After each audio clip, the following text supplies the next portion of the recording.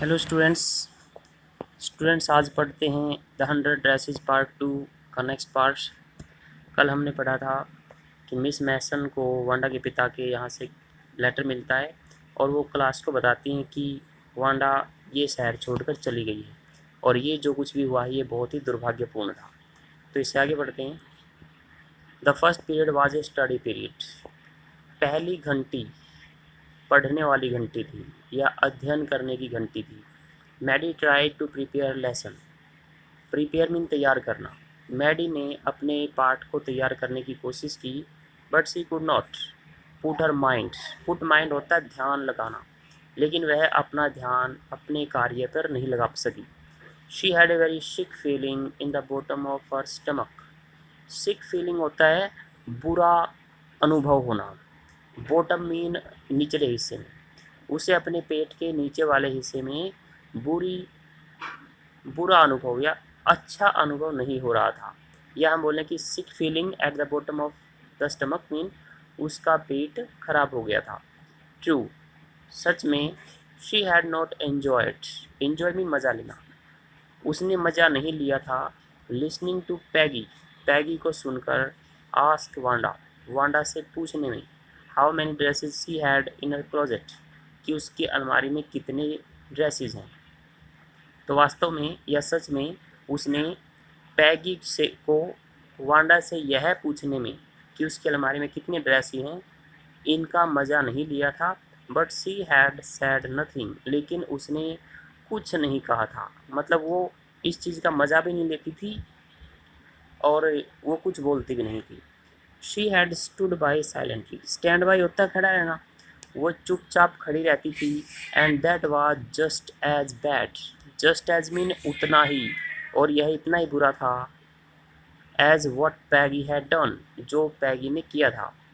तो वह चुपचाप खड़ी रहती थी और यह उतना ही बुरा था जितना कि पैगी ने किया था। वर्स, वर्स होता है इससे भी बुरा। She was a coward. Coward कायर, वह कायर थी। At least Peggy hadn't considered. At least कम से कम पैगी हैडंट कंसीडर। कंसीडर होता है मानना, सोचना। They were being mean but she. Mean होता है नीच। तो कम से कम पैगी ने यह नहीं सोचा था कि वो नीच बन रहे थे, लेकिन सी मैडी, लेकिन वह मैडी हैड थॉट, उसने सोचा था दे वर डूइंग रॉन्ग, कि वो गलत कर रहे थे। तो कम से कम पैगी ने यह नहीं सोचा था कि वो नीच बन रहे थे या नीच कार्य कर रहे थे, लेकिन उसने मैडी ने सोचा था कि वो गलत कर रहे हैं। She could put herself in Wanda's shoes. वह अपने आप को वांडा के जूतों पर गिरा सकती थी, या इसका मतलब हम समझें वह अपने आप को वांडा के पैरों में गिरा सकती थी। वो तैयार थी उसके पैरों में माफ़ी मांगने के लिए। गुडनेस, हे भगवान। वाजंट देयर एनीथिंग, क्या वहाँ ऐसा कुछ नहीं था। सी कुड डू, जो वो कर सकी। क्या वहाँ ऐसा कुछ नहीं था जो वो कर सकी।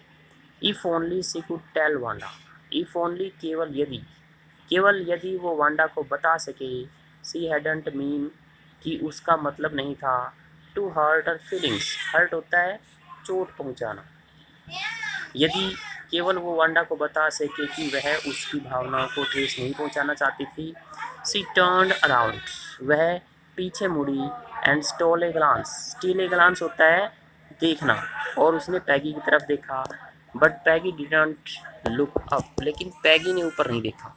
वह पीछे मुड़ी, उसने पैगी की तरफ देखा, लेकिन पैगी ने उस ऊपर नहीं देखा। She seem to be studying hard. Hard mean मन लगाकर। वह मन लगाकर पढ़ती हुई दिखाई दी। सीम होता है दिखाई देना, लगना। वेल, ठीक है। वेदर, चाहे। Peggy felt badly or not, Peggy बुरा महसूस करे या ना करे। She Maddy had to do something, उसे कुछ करना है। कहती है ठीक है, चाहे पैगी बुरा महसूस करे या ना करे, उसको मैडी को कुछ ना कुछ करना था। She had to find Wanda Petronski. Had to का यूज करते हैं पड़े अर्थ में, तो उसे वांडा पेट्रोन्स्की को ढूंढना था। मस्ट की जगह यूज करते हैं had to go, have to go. Maybe, शायद। She had not yet moved away, yet होता अभी तक, मूव अवे चले जाना, तो हो सकता है कि वह अभी तक ना गई हो। May be Peggy would climb the Heights with her, शायद पैगी उसके साथ हाइट्स तक, बोगिन्स हाइट्स तक चढ़े, and they would tell Wanda, और वो वांडा को बताएं, she had won the contest, कि उसने प्रतियोगिता जीत ली है, एंड दैट दे थॉट, और ये भी बताएं कि वो सोचते थी, she was smart, smart mean चतुर, बुद्धिमान, and the 100 dresses were beautiful. तो कहती है शायद पैगी उसके साथ बोगिन साइड्स तक चढ़े और वो उसको बताएं कि वह प्रतियोगिता जीत गई है, और ये भी बताएं कि वो सोच रही थी कि वांडा पेट्रोन्स्की बुद्धिमान है और उसकी जो 100 ड्रेसेस हैं वो भी सुंदर हैं। तो आज के लिए इतना ही, थैंक यू।